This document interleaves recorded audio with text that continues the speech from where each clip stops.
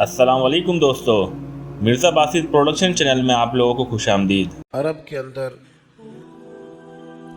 جو ایسا اونٹ ہوتا تھا نا جس کے ساتھ اس کا کوئی مالک نہیں ہوتا تھا،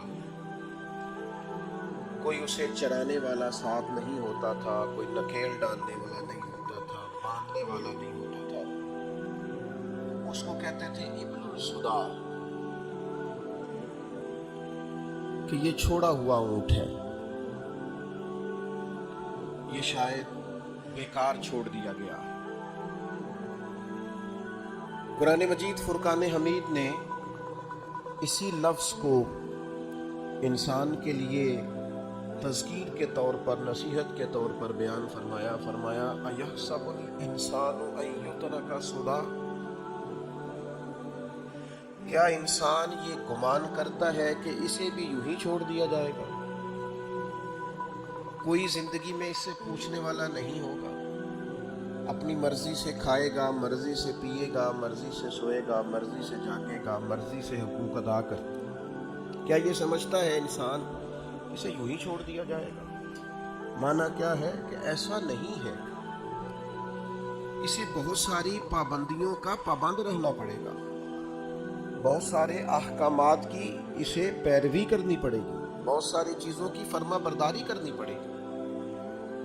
ہر مال اس کا نہیں ہے، اسے حلال اور حرام کی تمیز پیدا کرنی پڑے گی۔ ہر بات جو اس کی ذہن میں آئے گی یہ کہہ نہیں دے گا، بلکہ اسے سوچ کر بولنا پڑے گا۔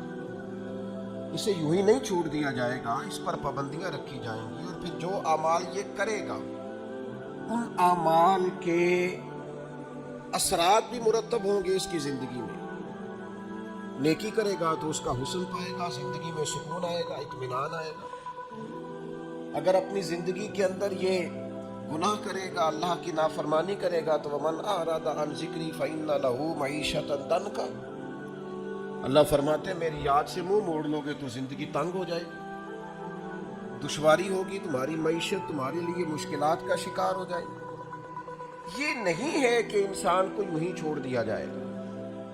اور پھر اسی آیت کا معنی یہ بھی بیان کیا ہمارے مفسرین نے کہ ایسا نہیں ہوگا کہ قیامت نہیں سجے گی، یہ نہیں ہوگا کہ جزا و سزا کا میدان نہیں لگے گا۔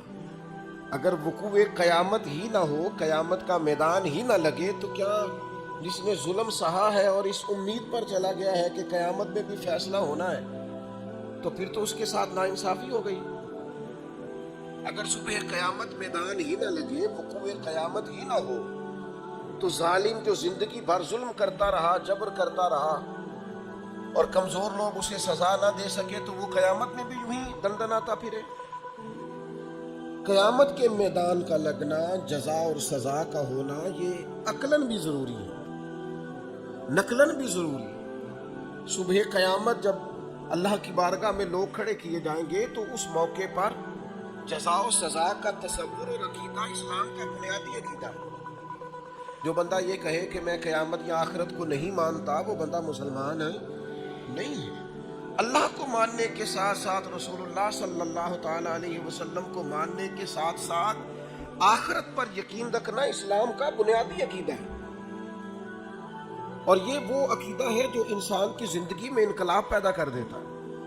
جس بندے کو تصور ہونا کہ مجھے کھڑا کیا جائے گا، مجھ سے باز پرس ہوگی، مجھ سے حساب لیا جائے گا، مجھ پر، وہ ایک دانشور نے لکھا ہے کہ ایک مالک کا اپنے ملازم پر بہت زیادہ اعتبار ہو گیا تھا، تو اس نے پھر اس سے پوچھنا چھوڑ دیا کہ آج کتنی آمدن ہوئی ہے، کتنی بچت ہوئی ہے، کتنے اخراجات ہوئے۔ تو وہ جو اس کا ملازم تھا وہ بڑا نیک آدمی تھا، اس نے ایک دن کہا کہ صاحب کو آپ پوچھا کرتے تھے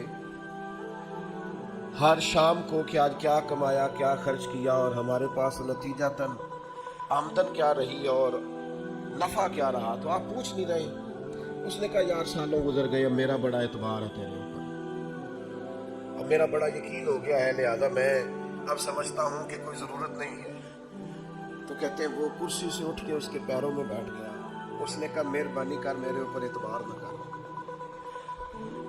یہ کیا مطلب؟ کہنے لگے یہ تو میرے اوپر اعتبار کر کے مجھے میرے نفس کے حوالے کرنا چاہتا ہے۔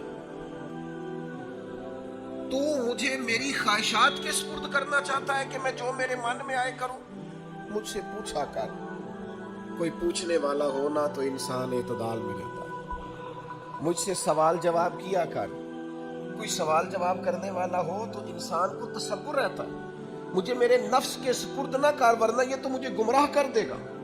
یہ تو خواہشات کا فتنہ ہے جو مجھے الجھا ڈالے گا۔ میرے عزیز یاد رکھیے گا، اگر کوئی پوچھنے والا نہیں ہوتا، اگر سوال جواب نہیں ہوتے، اگر بات چیت نہیں ہوتی، تو بہت سارے لوگ ایسے ہیں جو ٹھیک ہوتے ہیں پر بگڑ جاتے ہیں۔ آپ نے جس آدمی کو گلے پہ بٹھایا ہے اور پھر آپ نے پوچھا نہیں ہے، چلیں آپ نے اعتبار ہی کیا ہوگا، لیکن جو اس بندے کا آپ نے نقصان کیا اسے فتنے میں ڈالا ہے، دنیا اور آخرت تباہ کر دی اس کی۔ آپ کو چاہیے تھا باز پرس کرتے، خیال کرتے، سوال اٹھاتے، پوچھتے یہ کیا ہوا۔ وقتی طور پر یہ چیز بری لگتی ہے لیکن یہ بڑی فائدہ مند ہوتی ہے، اس کے اندر بڑی ساری چیزیں پنہا ہیں۔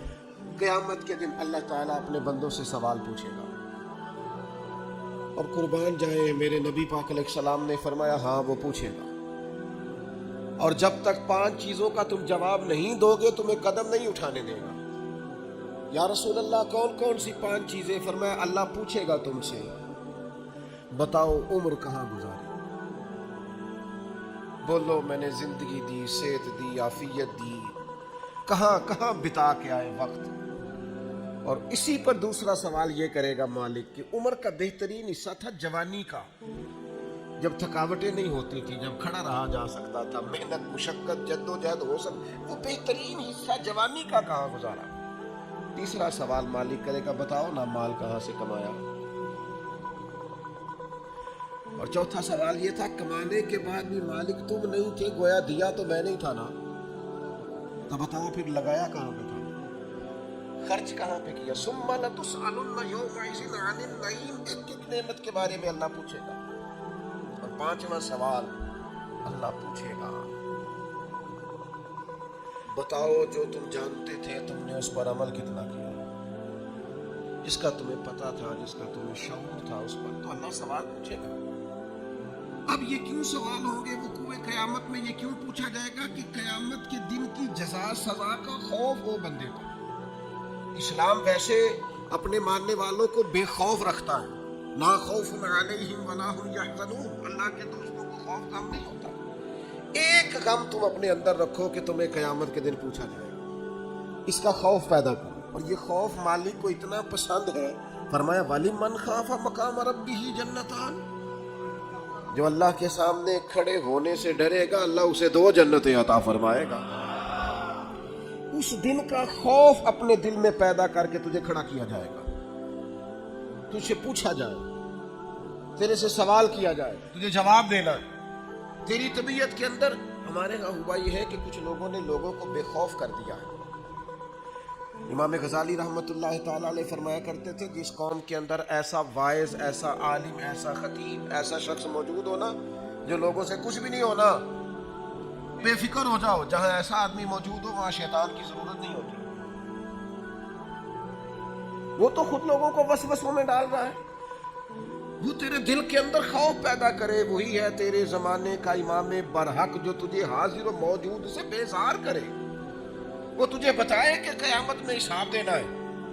عجیب بات ہے نا، لوگ کہتے ہیں ہمارے پیر صاحب نے کہا خیر صلی اللہ، تو میں کہتا ہوں تمہارے پیر صاحب نے خیر صلی اللہ اگر اللہ کی رحمت پہ امید کرتے ہوئے کہی ہے تو انکار نہیں کرتے، ٹھیک کہا ہوگا، اور تمہارے پیر صاحب نے کہا خیر ہے کچھ بھی نہیں ہونا، تو نبی پاک نے تو اتنا ڈرایا صحابہ کو کہ وہ کانپا کرتے تھے،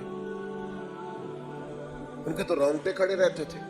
رحمت للعالمین محبوب کے پاس بیٹھنے والے حضرت انس بن مالک رضی اللہ تعالیٰ عنہ ایک دن بیٹھے تھے لوگوں کے بیچ، تو اچانک اندھیرا، دفعتاً اچانک اندھیرا چھا گیا۔ تو ایک شخص نے کہا جب حضور کے زمانے میں ایسا ہوتا تھا تو آپ کیا کرتے تھے؟ فرماتے اگر تھوڑا بھی اندھیرا ہوتا نا تو ہم کانپنے لگتے، ہمیں ڈر لگتا تھا کہیں قیامت تو نہیں ہوگی، تو پھر ہم فٹافٹ مسجد کو دوڑ جایا کرتے تھے، جا کے نفلوں کی نیت مان لیتے تھے، سجدوں میں گر جاتے تھے۔ ان کو تو خوف تھا، وہ تو ڈر رہے تھے۔ سیدہ طیبہ طاہرہ حضرت عائشہ صدیقہ فرماتی ہیں حضور دعا مانگ رہے، اللہم حاسبنی حسابا یسیرا، تعلیم امت کے لیے, ہمیں سمجھانے کے لیے. کریم کہتے ہیں اے اللہ مجھ سے جب تو قیامت والے دن حساب لینا تو ذرا آسان کر کے لینا. فرماتی ہے میں تڑپ گئی, میں نے کہا یا رسول اللہ آسان حساب کس کا ہوگا؟ حضور فرمانے لگے عائشہ آسان حساب اس کا ہوگا جس سے اللہ تعالیٰ اپنے فضل سے, کرم سے, اپنے کرم سے اللہ نظر فرمائے اور کہے جا تیرے لیے جنت ہے. ورنہ فرمایا جس سے اس نے پوچھ لیا نا, جس سے مناقشہ ہوا, جس سے بات ہوئی, جس سے سوال ہوا, جس سے کھڑا کیا گیا, اس کے لیے بڑا مشکل ہے. میں کسی کی بات نہیں کرتا, میں ذاتی طور پر خود سمجھتا ہوں کہ حساب دینا بڑا ہی مشکل کام ہے, بڑا. کبھی 2-4 ہزار ابا جی دیتے تھے اور کہتے تھے 2-4 چیزیں گھر کی سودے کی لے آؤ, اور وہ جب بعد میں حساب پوچھتے تھے دیا نہیں جاتا تھا. کتنے کے پیاز لائے ہو ابا جی؟ وہ 200 روپے کے. تو تو نے بحث کیوں نہیں کی؟ حساب مشکل ہو جاتا تھا. کبھی کبھی پوچھ لیتے تھے نا حساب استاد صاحب کہ آؤ نا آج ٹیسٹ دینا ہے جو تم نے پڑھا ہے. رات نیند کوئی نہیں آتی تھی, سویرے ٹیسٹ ہے. بچوں کو کھانا نہیں گزرتا, سویرے امتحان ہے. اچھا جس دن صبح نتیجہ نکلنا ہوتا ہے کیا ہو جائے گا؟ کھا جائے گا کوئی, فیل ہو گئے تو دنیا چھوڑنی پڑے گی. مسلوں پہ بیٹھے ہیں نوجوان, کچھ بھی نہیں. مڈل کا, matric, F A, B A, M A کا امتحان ہے, کچھ بھی نہیں. تسبیحاں پڑھ رہی ہیں بیٹیاں. خدا کے بندو دنیا کے چھوٹے چھوٹے حساب سے ڈرتے ہو, اس وقت سے کیوں نہیں ڈرتے جب وہ مالک کھڑا کر کے کہے گا بتا نا میں نے دی تھی نا صحت تجھے, جوانی میں نے دی تھی نا. تیرے ساتھ کتنے لوگ اور بھی تھے, ان پڑھ تھے. عزتیں, شہرتیں, علم, دولتیں میں نے تجھے دی تھی نا. کتنے لوگ تھے تیرے ساتھ پیدا ہوئے تھے, بیمار تھے, کمزور تھے, معذور تھے, صحت تو تجھے میں نے دی تھی نا. آنا میری نعمتوں کا حساب دے. میرے عزیز قیامت کے دن جس سے حساب پوچھا گیا, مناقشہ کیا گیا, حضور فرماتے ہیں وہ قابو آ گیا. ہم بھی قیامت کا ذکر کرتے ہیں, ہم بھی کہتے ہیں قیامت کو لے لیں گے, قیامت کو دے دیں گے, لیکن اس کے بعد جو اثر مرتب ہونا ہوتا ہے نا, اثر. ترمذی میں حدیث ہے 2 صحابہ کے درمیان نزاع پیدا ہو گیا زمین کے وراثت کے ایک مسئلے پر. دونوں کے پاس گواہ موجود نہیں تھے. ایک کہتا تھا پلاٹ میرا ہے, مجھے ملا ہے وراثت میں, دوسرا کہتا تھا میرا ہے. اگرچہ اللہ تعالیٰ نے محبوب پاک علیہ السلام کو غیب کے خزانوں کی کنجیاں دی ہیں, پر ہمیں سمجھانے کے لیے نبی کریم علیہ السلام ان سے فرمانے لگے ہو سکتا ہے آج تم میں سے کوئی زیادہ تیز بولے, زیادہ بات بنانی اسے آتی ہو, زیادہ سلیقے سے قائل کرنا آتا ہو, اور آج زیادہ اچھے طریقے سے وکالت کر کے وہ اپنے حصے میں فیصلہ لے جائے کسی سے. لیکن یاد رکھنا آج تو تیزی دکھا کے, چلاکی کر کے اپنے حصے میں فیصلے کرا لو گے, قیامت میں ایسا نہیں ہوگا. قیامت کے دن تمہیں جواب دینا ہے. آج ہو سکتا ہے تم تیزی دکھاؤ, چلاکی دکھاؤ, کسی کو بنا لو, بات سنا لو, کوئی بھولا آدمی تمہارے کام, شریف آدمی ہو, پیار کرنے والا ہو, تمہارے پیچھے چل نکلے, تم ڈال. قیامت میں کیا کرو گے؟ تو ہمارے بیچ بھی یہ باتیں ہوتی ہیں, پر معاذ اللہ ہم کہتے ہیں دیکھی جائے گی. ان دونوں کو رسول کریم نے جب فرمایا نا کہ آج تو تم فیصلہ کرا لو گے, قیامت میں کیا کرو گے؟ ایک کہنے لگا یا رسول اللہ میرا گزارا ہوتا ہے, اسی کو دے دیں آپ, حضور میرا کام چلتا ہے. تو وہ دوسرے کہنے لگے نہیں آپ مہربانی فرمائیں, آپ نا انہی کو دے دیں. یہ نا میرا, حضرت عمر کا زمانہ تھا نا, تو ایک شخص نے زمین بیچی تو دوسرے نے خرید لی. تو وہ جس نے خریدی وہ ہل چلانے لگا, تو ہل چلاتے چلاتے اندر سے خزانہ نکلا. تو وہ لے کے اس شخص کے پاس چلا گیا, کہنے لگا میں نے نا زمین خریدی تھی, خزانے نہیں خریدے تھے, لہذا رکھ لے اپنا خزانہ. تو کہنے لگا میرے بھائی تو کو زیادہ نیک نہیں, میں نے جو بیچی تھی تو زمین بھی بیچی تھی اور جو کچھ اندر تھا سارے بیچ دیا تھا, لہذا تیرا یہ ہے, میں نہیں قیامت میں حساب. وہ کہتا ہے تیرا ہے, یہ کہتا ہے. آج کل کیا ہوتا ہے, نہیں نہیں میرا ہے, ابا جی سے پوچھ لو, چاچا جی سے پوچھ لو, میں پہلے باہر گیا تھا, کام پہلے میں نے شروع کیا تھا, فلانے سے پوچھ کے دیکھو, محنت ساری میری ہے. تیرا ہے بھائی, تیرا ہے, مجھے نہیں چاہیے, لے جا لے جا. قربان جائیں. یہ دنیا میں وہ روشن ستارے ہیں جن میں نور محمد عربی نے عطا فرمایا صلی اللہ تعالی علیہ وسلم. جب تیرا اب وہ فیصلہ حضرت ابی بن کعب کے پاس گیا. فیصلہ انہوں نے بڑا انوکھا کیا. وہ کہنے لگے جی میں نے دیکھے جی میں نے زمین خریدی تھی, اندر خزانہ تو نہیں نہ خریدا تھا, اسے کہے رکھے اپنا خزانہ. تو وہ کہنے لگا جی میں نے بیچ دی تو خزانہ بھی اسی کا ہے. انہوں نے فیصلہ کیا. دونوں سے پوچھنے لگے آپ کی اولاد ہے؟ ایک نے کہا میرا بیٹا ہے, دوسرے نے کہا میری بیٹی ہے. فرمایا دونوں کا نکاح کر کے خزانہ دونوں کو دے دو, ان کے حوالے کر دو بچوں کے, تم دونوں. جب وقوع قیامت کا خیال ہوتا ہے نا, اللہ کی بارگاہ میں حاضر ہونا, جب صبح قیامت کا تصور, اور ساری رات یہ سوچ آتی ہے کہ صبح مال کیسے زیادہ کرنا ہے اور کیسے جمع کرنا ہے, اور اللہ فرماتا ہے کہ گن گن کے رکھتے ہو رات کو. وَيْلٌ لِكُلِّ هُمَزَةٍ لُمَزَةٍ الَّذِي جَمَعَ مَالًا وَعَدَّدَهُ. رات گن گن کے رکھتا ہے. 1000 والے علیحدہ, 500 والے, 5000 والے علیحدہ علیحدہ. اللہ کہتا ہے گن گن کے رکھتا ہے, تو جمع کر کر کے رکھتا ہے. پتہ ہے مالک کو. اور میرے بھائی جس طرح تو یہ سوچتا ہے صبح پیسے زیادہ کرنے, یہ کیوں نہیں سوچتا قیامت میں حساب بھی دینا ہے, اللہ کی بارگاہ میں حاضر بھی ہونا ہے. حضرت عبد الرحمن ابن عوف صحابہ میں سب سے امیر آدمی تھے, اور اتنی خوبصورت اور اتنی ان کی صاف ستھری دولت تھی کہ ان کے پیچھے نبی پاک نے نماز ادا فرمائی ہے. لیکن جب آخری عمر مبارک تھی نا, تو پیسہ بڑا تھا. حضرت عائشہ صدیقہ کے دروازے کے باہر آ کے بیٹھ جاتے تھے. کہتے تھے اماں جی حضرت امیر حمزہ تو مجھ سے افضل تھے, لیکن جب دنیا سے گئے تھے تو کفن کا کپڑا بھی کوئی نہیں تھا. میں تو فاروق اعظم کو اپنے سے اعلیٰ جانتا ہوں, اور وہ شخص تو ساری زندگی پھٹے ہوئے کرتے میں وقت گزار کے چلا گیا.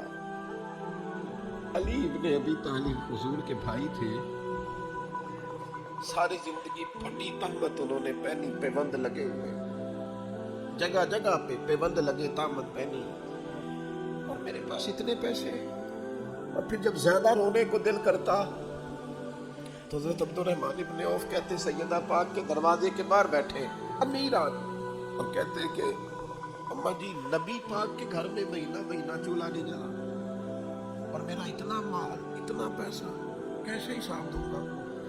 تو پھر جناب حضرت عائشہ صدیقہ ان سے کہتی عبد الرحمن اٹھ, اللہ کی راہ میں خیرات کر کے آ, مجھے امید ہے اللہ تیرے اوپر آسانی فرمائے. صبح قیامت کا ڈر, اللہ کا خوف, اس کی بارگاہ کے اندر حاضری کا تھوڑا سا کئی دنوں کے بعد کھانا حضرت ابو الحسن کے باغ میں جا کے کھایا. حضرت عمر کہتے ہیں کہ مسلم شریف میں ہے, فرماتے ہیں کئی دنوں کی بھوک تھی, میں گیا تھا ابو بکر کے گھر کھانا کھاؤں گا, تو انہوں نے بھی کئی دنوں سے نہیں کھایا تھا. ہم دونوں حضور کی بارگاہ میں حاضر ہو. نبی کریم نے فرمایا بھوک لگ رہی ہے تمہیں؟ ہاں. فرمایا میں نے بھی 4 دن سے روٹی کوئی نہیں کھائی. چلو ابو الحسن انصاری کے گھر چلتے ہیں. فرماتے ہیں انہوں نے نا بکری ذبح کی. نبی پاک علیہ السلام نے تھوڑا سا کھانا کھایا, اور کھانا کھا کے حضور گہری سوچ میں چلے گئے. عرض کی یا رسول اللہ صلی اللہ تعالی علیہ وسلم کیا ہوا؟ تو حضور فرمانے لگے سوچ رہا ہوں یہ جو کھایا ہے اس کا حساب بھی تو دینا ہوگا. حضرت عمر فاروق کہتے ہیں میں تڑپ کے عرض کی حضور 4 دنوں کے بعد اگر گوشت ملا ہے تو حساب دینا ہے؟ حضور نے فرمایا عمر صرف وہ کپڑا جو تمہارا بدن چھپائے, وہ چھت جو تمہارا سر چھپائے, اور وہ کھانا جو تمہاری کمر سیدھی رکھے, اس کے علاوہ اللہ تم سے سوال پوچھے گا, تم نے جواب دینا ہے. ہتھی کی مٹی پاؤندے ہاتھ نہیں ہلاؤندے ڈر دے, جنہاں لی تو پاک کمائے, 10 کتھے نہیں تیرے کر دے. لا نہ بلا کے بیٹا تو وہ اپنے بچوں کے ساتھ موج کر رہا ہے, بیٹیاں اپنے اپنے گھروں میں آباد ہیں. جنہاں لی تو پاپ کمائے, لا بلا 10 کتھے نہیں ہو تیرے کر دے. میں بچوں کے لیے ساری زندگی اپنے لیے دوزخ کٹھی کرتے رہے, بچوں کو دے دے کے چلے گئے, اور حساب ہم دے. حضرت علی فرمایا تجھ سے بڑا بھی بیوقوف کوئی نہیں کہ کھائے گا کوئی اور حساب تو دے گا. اور پھر کیوں رازق بنتے ہو بچوں کے؟ ان کے لیے حلال اور طیب اکٹھا کرو. ان کے رازق نہ بنو، ان کا رازق اللہ ہے. یہ نہ خیال کرو کہ میں نہیں اگر بہت زیادہ کما سکوں گا تو پتہ نہیں یہ روٹی نہیں کھائیں گے. اس بات سے باہر آ جاؤ. یہ کمزوری ہے اپنی طبیعت کی، اس کو نکال دو. عزیز بھائیوں، قیامت میں اللہ تبارک و تعالی کی بارگاہ میں کھڑے ہونے سے جو بندہ ڈر جائے. بابا فرید الدین مسعود گنج شکر رحمت اللہ علیہ فرماتے ایک نیک نوجوان تھا پر قیامت سے بڑا ڈرتا تھا، بڑا ہی روتا تھا. وہ کہتا تھا کہ حساب نہیں دیا جاتا. اور پھر چونکہ ایک عمر گزار کے اس نے توبہ کی تھی تو پچھلے گناہ یاد کر کر کے وہ رویا کرتا تھا. یاد ماضی عذاب ہے یا رب، چھین لے مجھ سے حافظہ میرا. روتا تھا، بیمار ہو گیا. آخری وقت آیا تو اس نے اپنی اماں کو بلایا. بابا صاحب فرماتے اس نے وصیت کی کہ اماں میری 3 باتیں، میں مر جاؤں تو 3 کا خیال رکھنا. کا کون سی؟ کہا کسی کو تو نہ بتانا، لیکن جب میرا انتقال ہو جائے نا تو میرے گلے میں رسی ڈالنا اور ذرا مجھے کھینچنا سین میں. اور ماں بتانا لوگوں کو کہ جو رب کی نافرمانی میں زندگی گزارے اس کا یہی اشر کرنا چاہیے.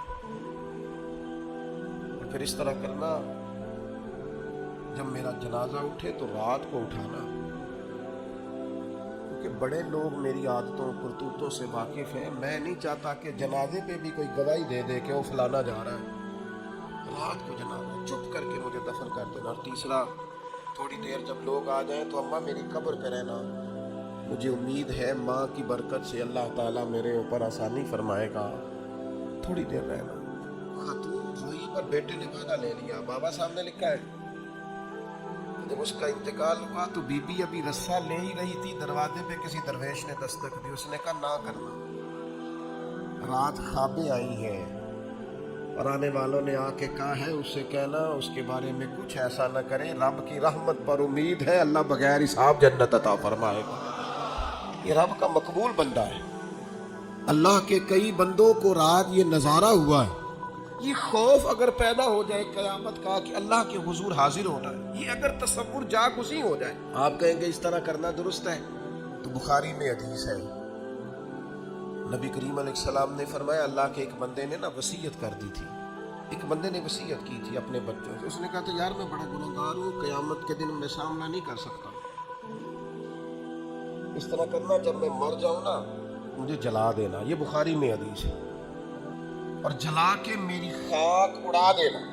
میں جل جاؤں گا پر میں حساب پتا سارا ہے سردار تو کیتیاں دا من نانم کے من نانم. ساری زندگی گزر گئی لوگوں کا حساب کرتے، فلانا اس طرح کا ہے فلانا. اور لوگوں کا تو تجھے صرف شک ہے، اپنا تو پاک ہے.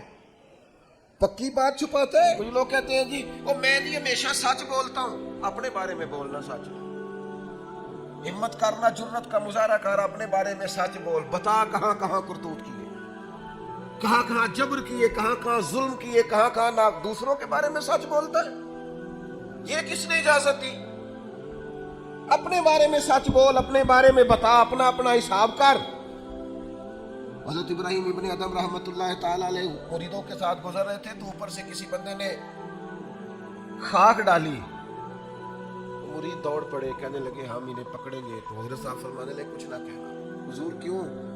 فرمانے لگے میں کوئی شے بھی نہیں، اور اگر تم مجھ سے میرے عمل پوچھو تو اس نے خاک ڈالی ہے، میں اس قابل ہوں مجھ پر آگ ڈالی جائے. اور یہ عاجزی کے لیے نہیں کہا انہوں نے.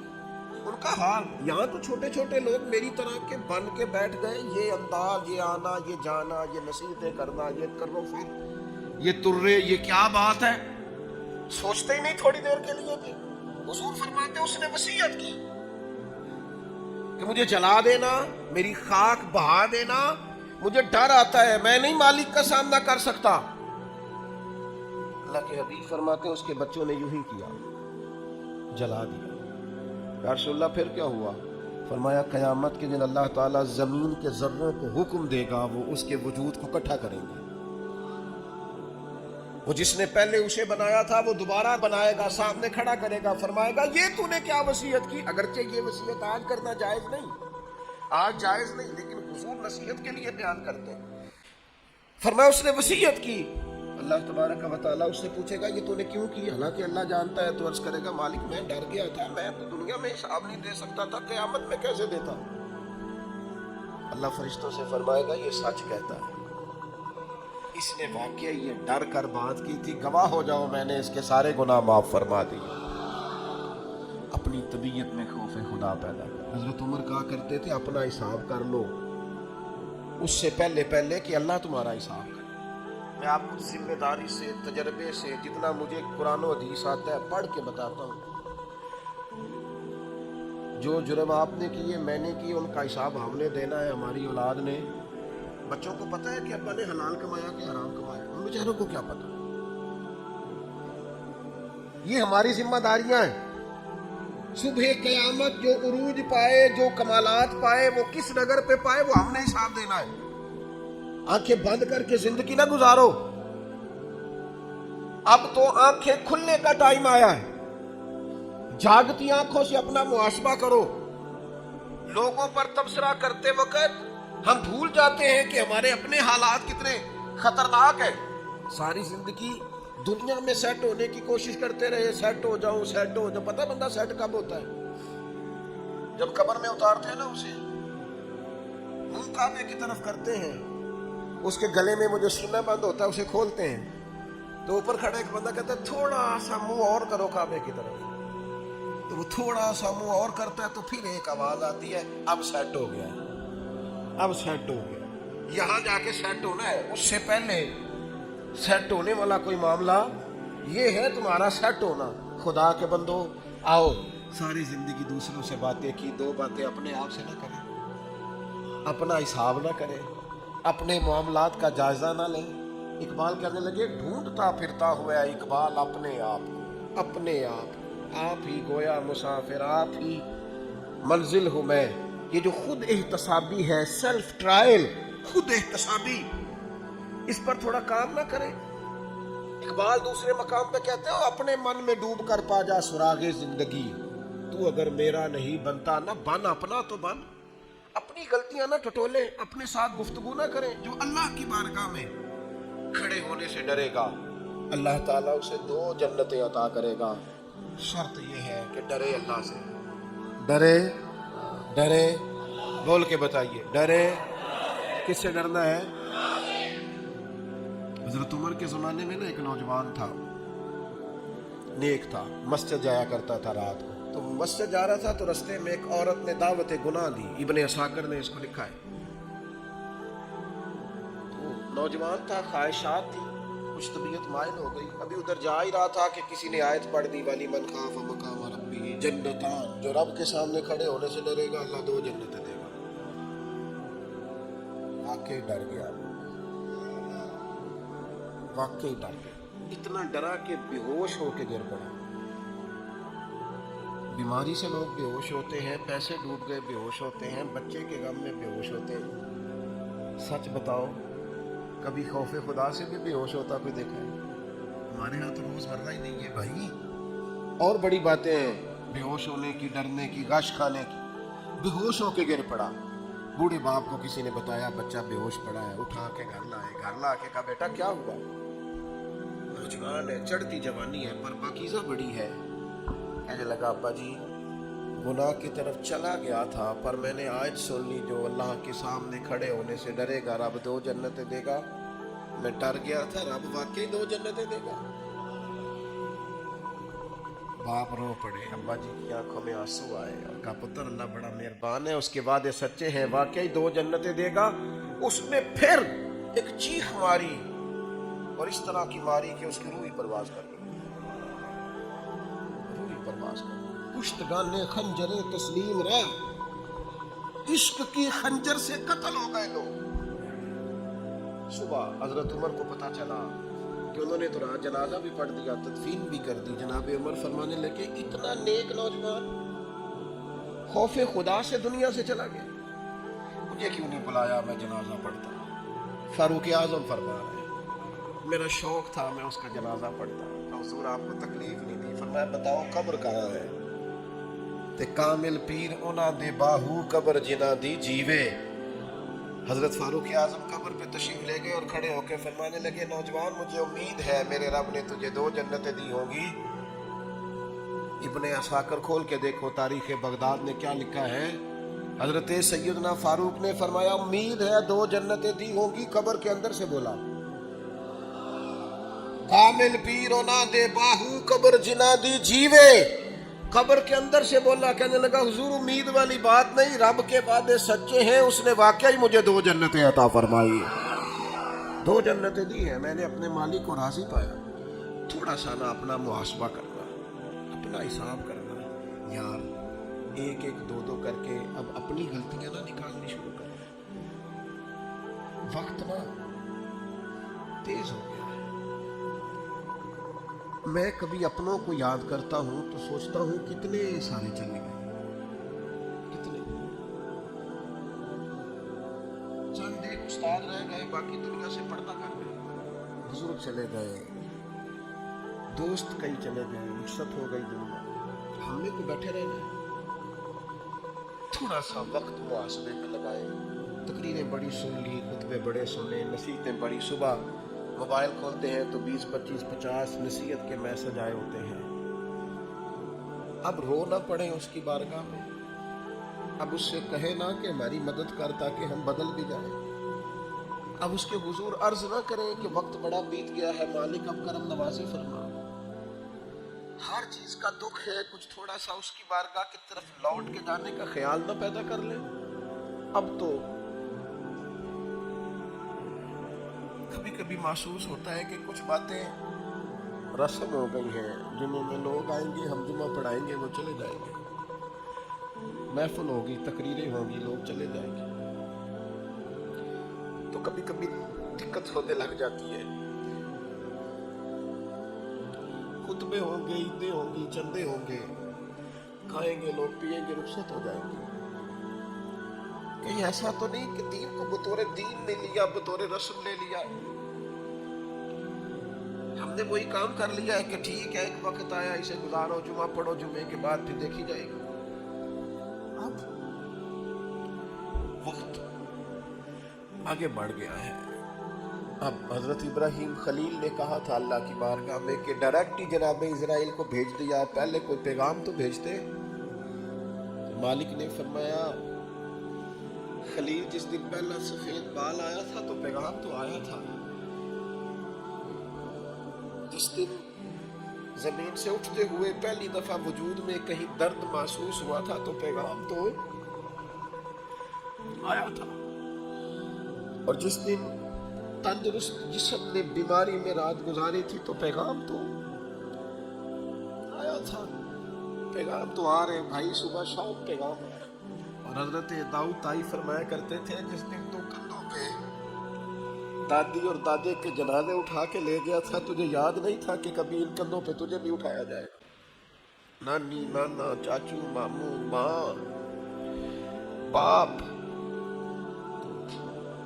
जब ये तू जनाजे उठा के ले जा रहा था तो तुझे होश नहीं थी कि बारी तेरी भी आएगी, तूने भी जाना है, तूने भी वहां हाजिरियां देनी है। कभी कब्रिस्तानों में खड़े होकर देखा करो, रश लगता है, कबीलों के कबीले लेटे हैं, खानदानों के खानदान लेटे। वापस आए सभी, अब उसकी बारगाह की तरफ रुजू करें। तौबा का वक्त है, इस्तिगफार पढ़े, शब कदर आ रही, उसे मना ले, उसके हुजूर हाजिर हो, उससे माफी ले ले। हजरत बहलूल दाना कब्रिस्तान में खड़े होकर हंस रहे थे तो एक शख्स ने कहा बाबा तू बड़ा दीवाना है, क्या मर्जी हंसने लगता है, अब क्यों हंस रहा है? और कब्रिस्तान में खड़े होकर हंस रहा है तो फरमाने लगे यार हंस इसलिए रहा हूं कि दुनिया में रब मानता था, ये कब्रों वाले नहीं मानते थे, अब ये सारे मानते हैं, वो नहीं मानता।